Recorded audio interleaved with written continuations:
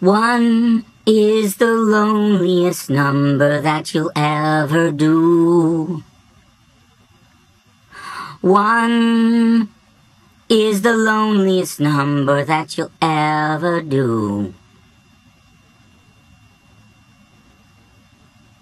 One is the loneliest number. One is the loneliest number. One is the loneliest number that you'll ever do. Someday, we won't need the opposite sex to have children.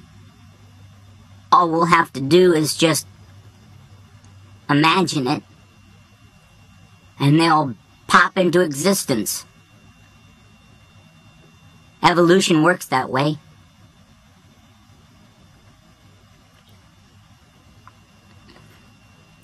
Let me tell you a little story.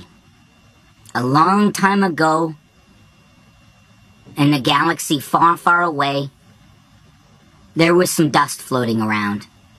In the beginning, there was some hydrogen atoms, and some carbon atoms, and some other atoms that I'm not aware of, but they were there.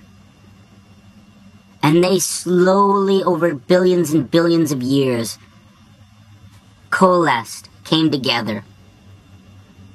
And it was the lucky star.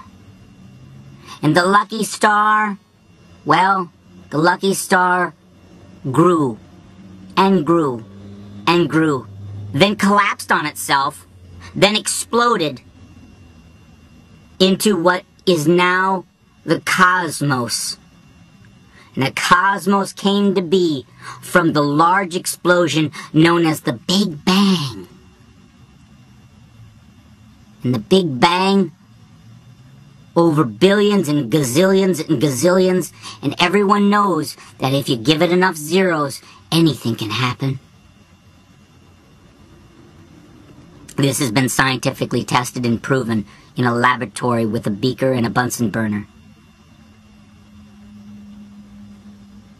If you just pour in a little of this, add a little of that, add some heat, voila, life can spring from these fundamental elements. That is the power. That is the sheer power of scientific thought at work. Imagination. Imagination. Imagination.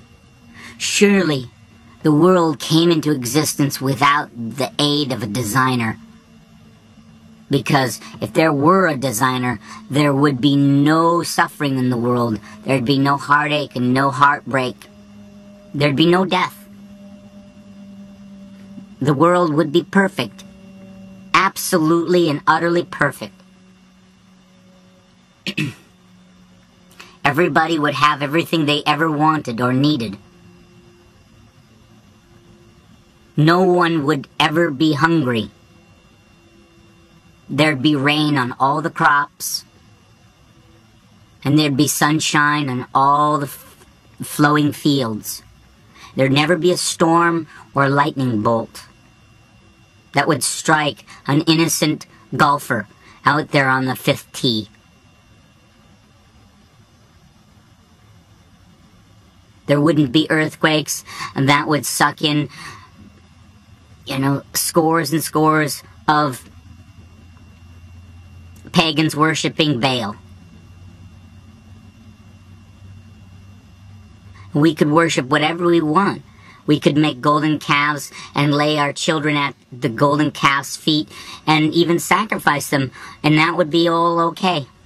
Because if there was a God, he would accept all forms of worship, even the sacrifice of little children from pagan cults.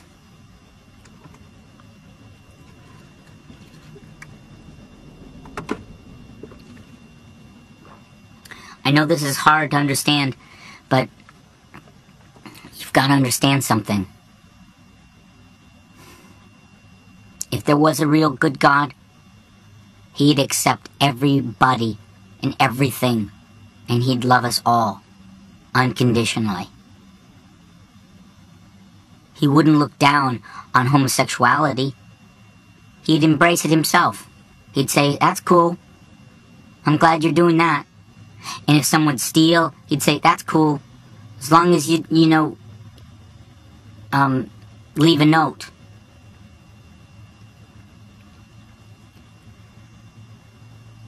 That's what I say, when it comes to things like stealing. Just tell them that you're going to do it.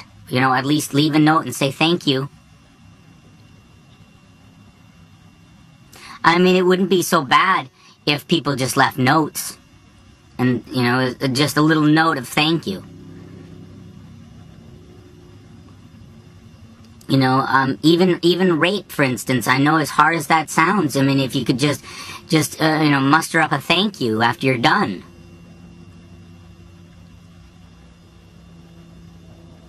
People don't say thank you enough today. It would go a long way in making the world a better place. Okay, I'm not saying you should stop your theft and whoremongering. Just after you've done it, just say thank you. Leave a post-it. Thanks.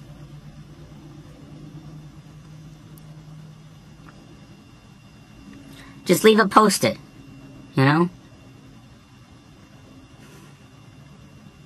What's wrong with the world today?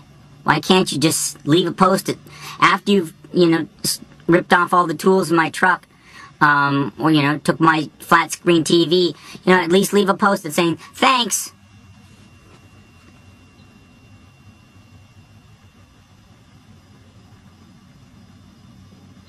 I mean, it's the ungratefulness. I think that's what's happening. And I as an atheist, I know that gratefulness is important.